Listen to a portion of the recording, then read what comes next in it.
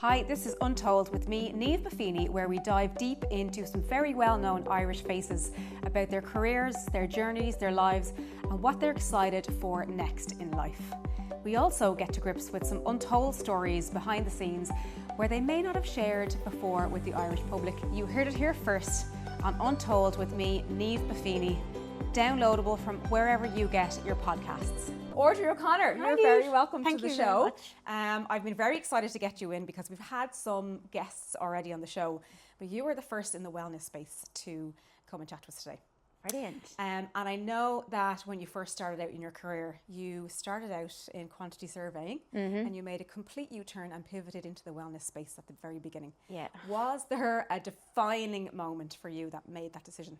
I would say no, to be honest. I think that my body had been screaming at me for years that it was craving a change. And I've always kind of had that mentality of if you do something, you stick with it. If you change your mind or you pull out of things, then you're just being flaky or you're not capable. So I kind of was like, well, I chose this. I studied for this. I went to college.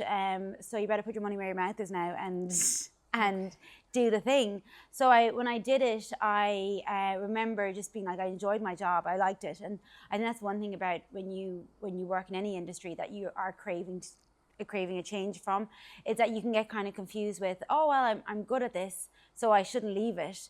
Or else this industry served me very well, I'm ungrateful to turn my nose up at it.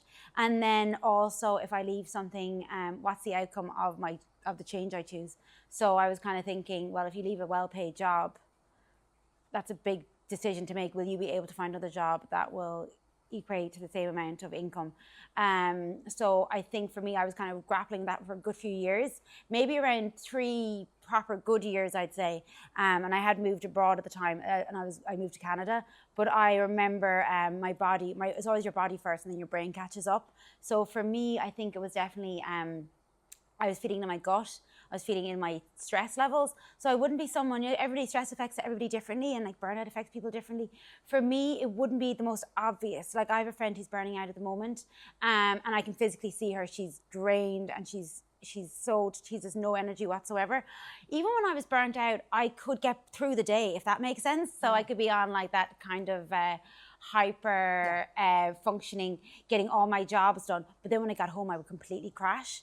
And there was things that I wasn't taking care of in my health that were actually really affecting me at the time. My pelvic floor was really overactivated all the time, because when you're not breathing efficiently, and obviously I was in a bit of a stressed state because I was deeply not fulfilled in what I was doing.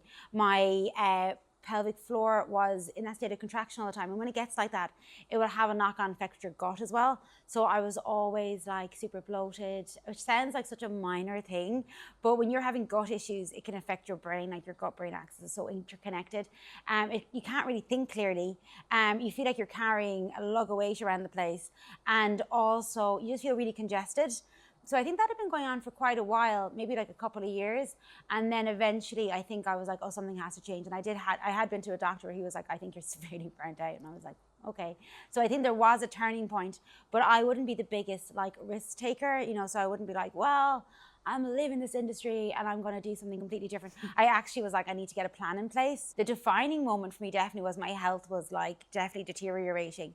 And then I think when you are going through something like that as well, you kind of notice people around you, and even talking to friends and stuff, I knew that they were going through different things as well. And I was like, okay, there's something going on here collectively. Because I'm sure you know yourself, like stress will come up in a different way for maybe you.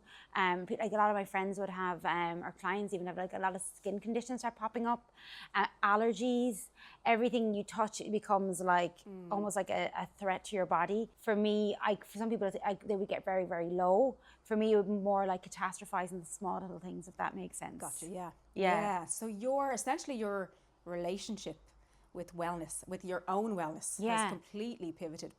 But you were really at a young age when you kind of realized this. A lot of people, from what I can see in my own business, is that they don't really get to this standoff with themselves until maybe mid-40s. Yeah, I think it'll affect people differently. I suppose sometimes the signs are not as clear, and then people can get very used to chronic conditions that are happening. So say if like with my pelvic floor, I could have masked that for a very long time. But I think the other signs I probably couldn't have. So I'm guessing as well, like, you know, if you're a mom and you've had maybe a baby at like maybe late 20s, early 30s, you kind of do bypass your own needs 100%. Yes, and you put yourself on the back burner. That's adding a lot more years onto your life until maybe when your child's a bit older and you're like, oh my God, I actually haven't been prioritizing my needs at all. It's also the people around you as well might be noticing a shift in you as well. And I would often have found that when you are in a state where you're really craving a change in your life, you can actually go into a freeze state of kind of numbness, because you're like, it's actually so overwhelming to do all of this, and it seems so unreachable that you actually just freeze and you have to get put. And like a lot of stuff happens. Like I know a lot of clients as well that would have been craving a change for a couple of years, but actually the timing wasn't there. Like they've had like a parent that was sick, illness, financial stuff that they're going through. Sometimes if you're in a relationship as well where your partner is maybe going back to college or, you know, changing roles, you need to have a bit of stability for a time, and it's just not your time to move yet. Whereas I was kind of lucky when I made the shift. You know, I was single at the time, and I had that spaciousness, if that makes sense. Like I wasn't married, so I could move around. I could go back to college for a couple of years and figure it out. Yes. I didn't have any dependence, I suppose, is the thing, isn't it? Like, yeah, so, as well. Yeah, but everybody has their own stuff going on. You know, you don't have to have a dependent for something like this big, that kind of transformation to come around. Yeah, 100%. And it's interesting, like, because you can kind of almost, when you are pivoting and you're changing careers, you can really burn yourself out a second or third time as well, which Correct. is, and you know this yourself, like it's crazy, because I had this mental block for a good, I had it for quite a long time, because my job before it was like quite academic, and people were always like, "Ooh, Quanti Severa, that's so interesting." You kind of almost got kudos for it, if that makes sense. And then when I was like moving into like more movement modalities and working in wellness, I felt like I had to almost be like, oh, well, I used to be a quantity surveyor. And so will you take me seriously now? And then also I kept on thinking that I had this mad kind of expectation of, oh, well, I should have my earnings be up to where they were. Yeah. And I'll work every hour of the day, which isn't true, because you cannot do that. But for some reason, I was doing that, and then taking on private clients, working in gyms, it was crazy. And then you spend so much money then on actually like trying to get massages and stuff and get your body back to normal. So you can kind of repeat that cycle. And, you know, anybody starting any kind of new business or pivot, you feel like you have to prove so much to people because you've given up and walked away from something. And did you find at the time when you made this kind of courageous move that you had people on your back a little bit kind of doubting the transition, or saying, oh, maybe you shouldn't do that, maybe you shouldn't give up the day job and the 9-to-5 job? Yeah, it's interesting. I would have had a few people. I'm lucky my parents were both like, they're self-employed, they had their own business. So I kind of had seen them kind of do their own thing, you know, so I was like, okay, that's interesting. Like they both had left jobs in the bank. So I was like, okay, this is possible. See, it's interesting. You have to really surround yourself with people that do believe in you, and you can have friends that maybe have limitations around what your capabilities are. And then you've some friends who don't actually see all sides of you, and that's okay. So I would have had a few friends, all right, that would have been like, well, the industry is saturated. They're not wrong. The industry is very saturated, but that doesn't mean it's not possible. And a lot of that as well with the evolution of transitioning to your work is you just have to learn to trust yourself a lot. That's a huge message. And for anybody that's a little bit younger, maybe listening, and they're going through choices with university into their career, back yourself, trust yourself, and know that this decision may not be the best for right now, but maybe in the future it could be, and it might lead to something else. 100%. I think you have to figure out, it's just quite interesting, when you are going through a transition, you're like, is it work that's actually really getting me down? Is it the environment I'm in? Is the people I'm surrounding myself with? Because I've seen people, I actually have a really close friend of mine actually left his job, a really good job recently, and he was like, I feel like I'm being caged into this space. It was a work in the financial sector, and he's actually gone back to his job again. Oh wow. And actually what was going on with him at the time was he actually has a lot of like issues is a strong word, around his own beliefs around himself and people not taking him seriously.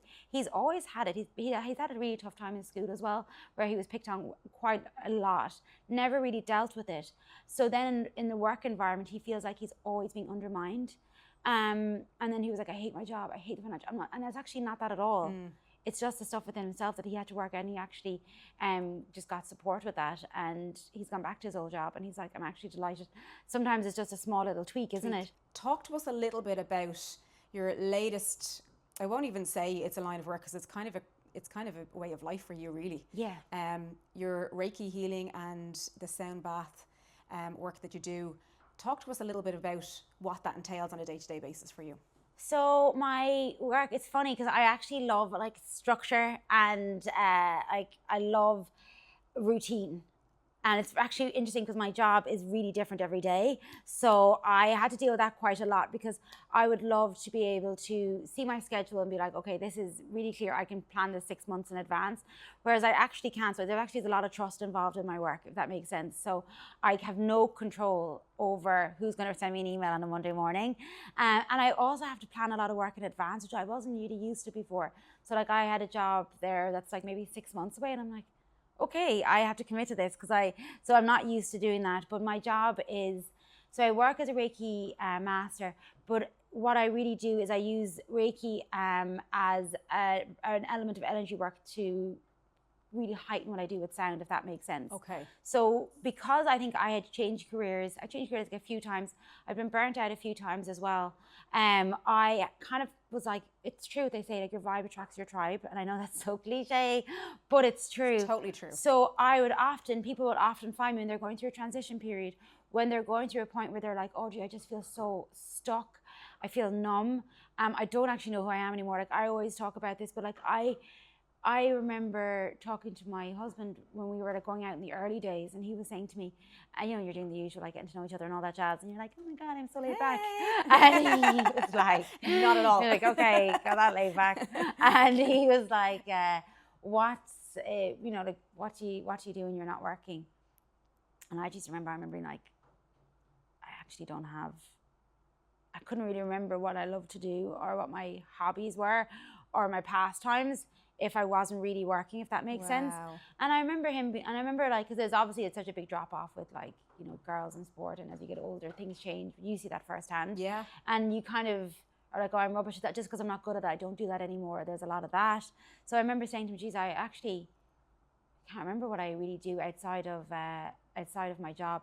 So sometimes somebody might come into me for a sound bath and say, I'm having this really, I'm having issues with my dad at the moment. Maybe we're living at home again and I'm just really stressed. But then actually when they come into the sound bath, they might come out of it and go, geez, I'm actually really grateful to be living at home with my dad. I didn't really realize that, and I actually want to create a plan for myself to maybe figure out a way out and what I can do. And actually I moved into a state of gratitude. Or else people come into me and they'll say, oh my God, I'm so stressed and numb. And by the end of the sound bath, a little bit of emotion will lift in the body, where they can actually express maybe like tears or sadness or grief. Because, Ireland is a nation, and I'm sure people listen to this from everywhere, but like Ireland is a nation where we're very good at pushing things down. You know it.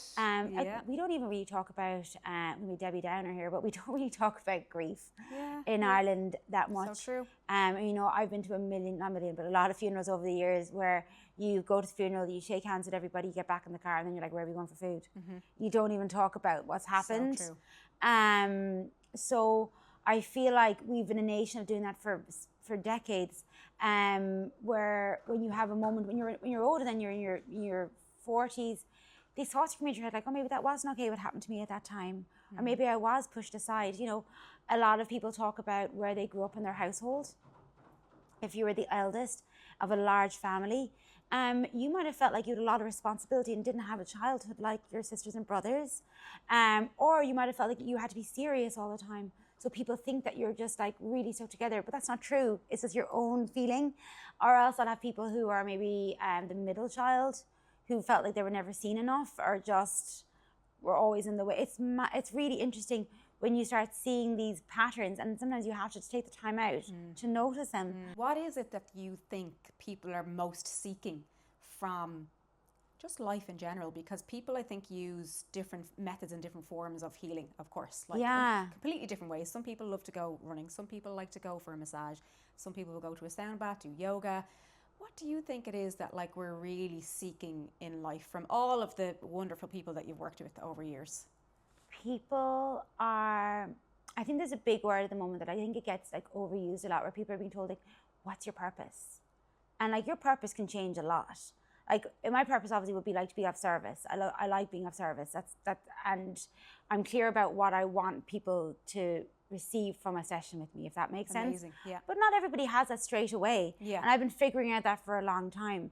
Whereas I think a lot of people, well, moms especially, to be seen, to be actually appreciated and validated for the work they do that nobody sees. For actually just, I think moms get it. I think moms do so much and nobody sees the quiet moments or the little things. Or I'll often even see a mother will go to come to a sound bath, and the minute they finish, they're like, oh my God, I feel amazing. And then their phone is hopping because their other half or somebody's going, where are you? Can you know, it's straight away. It's like they're craving space. Yes. Sometimes they just want to be left alone for an hour, not somebody calling their name or not somebody touching them all the time. Okay. Which is really important. So I think for a mom, and even if your children are like older, just have somebody to go, you can sit down, you can switch your phone off. Nobody needs you for the next hour and a half. Wrap yourself up in a blanket and you're safe. And what do you need? And then they let you know what's going on. Okay. You know, that kind of way. Yeah. With stress and anxiety, just people often say to me, I am stressed. It's like the words and language around it, but actually feeling to the root of what's going on. People need to do that, because I guess we are in a society now where if I switch on Instagram, I'm not on TikTok, not out of snobbery. I just know that if I went to TikTok, I would never get out of roped TikTok. in. Oh my gosh, because whatever way it is, it's really fast. It is. So I know I would be like, well, the reward loop is really instant. There's so many cats on there that there's too many dog videos, and I would be lost. Honestly, so I definitely know that I'm like, so I actually haven't got that app, and I got it maybe 2 years ago, and then I never went back, which is a good thing for me. But people that have been shoving feelings and emotions down, a lot of people, including myself, and I will put myself in this, and I talk about it all the time. I would often talk about it at the start of a sound bath. I wouldn't really have been someone, I'm a Leo, so I'm quite an outgoing personality, not very equipped to understand my emotions or differentiate between emotions. So say if I didn't get what I wanted years ago, I'd have been like, oh, well, you know, swings and roundabouts, and what's for you is not going to pass you by, and all this stuff. Whereas actually I would have been like, the emotion behind that is, I'm actually disappointed. I got my hopes up, and I'm allowed to feed into the sadness.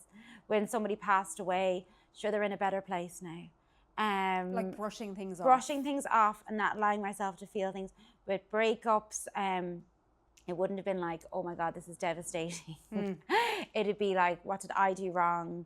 Maybe I finding another way, something else to blame, as opposed to actually going, maybe I should give myself a little time out and just feel my feelings. I wanted to go into a little bit about how you're finding, because you've been killing it so much with your sound baths recently, what is the most or the biggest demand from corporates? You've done big corporate work, you've done workshops, you've done the physical sound bath healing sessions with people. What's the biggest thing you're finding in the wellness industry that people are looking for? I think a huge one myself, from my own observations, is loneliness is really big. Oh, okay. Loneliness is really big. A lot of younger people are finding, like when I was lucky, when I was quantity surveying, it was completely normal on a Thursday to go for a few drinks, or to like, we would all go for lunch together. There was a lot more like social interaction where people aren't coming into their office as much anymore. Yeah. They're like coming in the Tuesday, Wednesday or Thursday. They're getting their job done. They're out of there. And then maybe they have to do some kind of like social interaction that's in form of like going to some game place, which is a great idea, but it's not enough.